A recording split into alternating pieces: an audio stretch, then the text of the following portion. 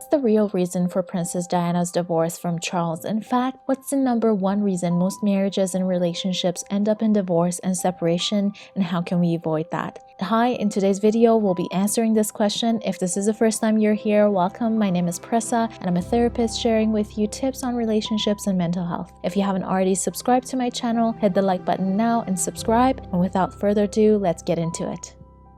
So whether we are royalty or not, the same rules and science of relationships apply to all of us. Today we'll be analyzing Charles's and Diana's romantic relationship as a case study. This is for us to learn more about the science of romantic love and dysfunctional relationship patterns that can break up any good relationship. In Charles's and Diana's relationship, we see a pattern that's typical in couples who don't succeed in their marriage, especially when they come to therapy. We see that often. Today we'll be talking about this dysfunctional pattern so that you can recognize this dysfunctional pattern if it happened in your own relationship and prevent it from affecting your relationship before it's too late.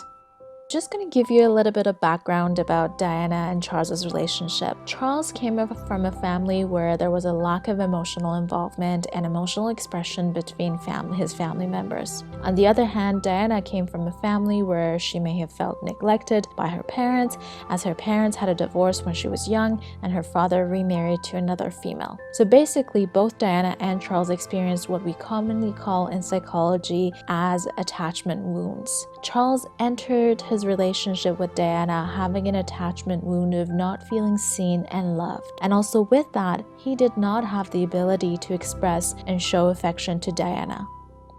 On the other hand, Diana also entered the marriage with the same emotional wound. She also longed to be seen, wanted, and loved. You see how things can get messy this way. Based on the Netflix series The Crown and what's available in the public domain, Diana was deprived of love and affection right from the start of the marriage. With Prince Charles having an affair with Camilla, Diana never really had a chance to experience Charles' undivided attention and affection. And it's no secret that it's not possible to fully give oneself to a relationship if a third person is also involved. So really, Diana's marriage to Charles was set up to fail from the beginning. Charles entered this relationship with a lot of emotional baggage, not really feeling ready in providing what it takes to make a long-term, safe partnership with Diana. And the more Charles withdrew his affection from Diana, the more Diana's wound of not feeling seen and loved and wanted was triggered. And this wound became deeper and deeper every day. So basically, this is how the cycle went. Every time Diana would complain and protest to get more attention and affection, it would push Charles further away, leaving her feeling even more rejected and small. Now, in the psychology of couples in romantic love, we therapists call this dysfunctional pattern as the pursue and withdraw cycle. So this happens basically when, due to a lack of connection, a partner, usually the female partner, protests and complains in response to this lack of connection in an angry and frustrated way. And her reaction, in turn, pushes her partner further and further away.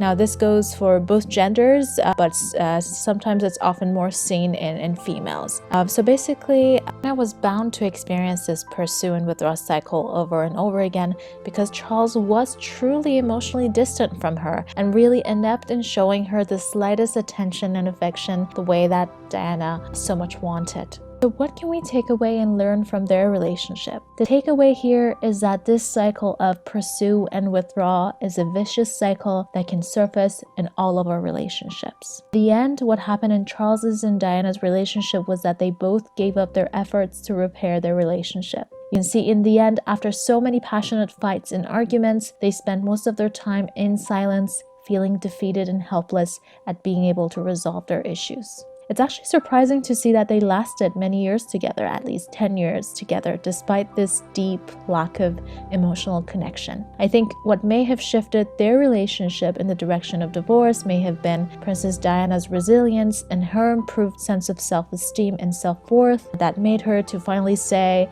enough is enough and deciding to leave that relationship. And as for Charles, it seems like he was confused about his feelings toward this marriage from the beginning, really lacking clarity around his feelings and needs, which led him to be really passive and indecisive throughout his marriage. And oftentimes he used his relationship with Camilla as a way to cope with the stress he was feeling in his marriage from all the arguments and difficulties he faced with Diana. And I think this involvement made him even more confused around what the right decision is for him, for Diana, and his kids. Now, we can learn a lot more about Charles and Diana's relationship, and we could easily apply those things to our modern relationships nowadays. But really, the takeaway here is knowing more about this pursue and withdraw cycle, with one partner not feeling loved and complaining to get more attention and connection, and in response, the other partner becoming more and more distant as they feel criticized. This is actually a universal dysfunctional cycle that can negatively affect any couple's relationships,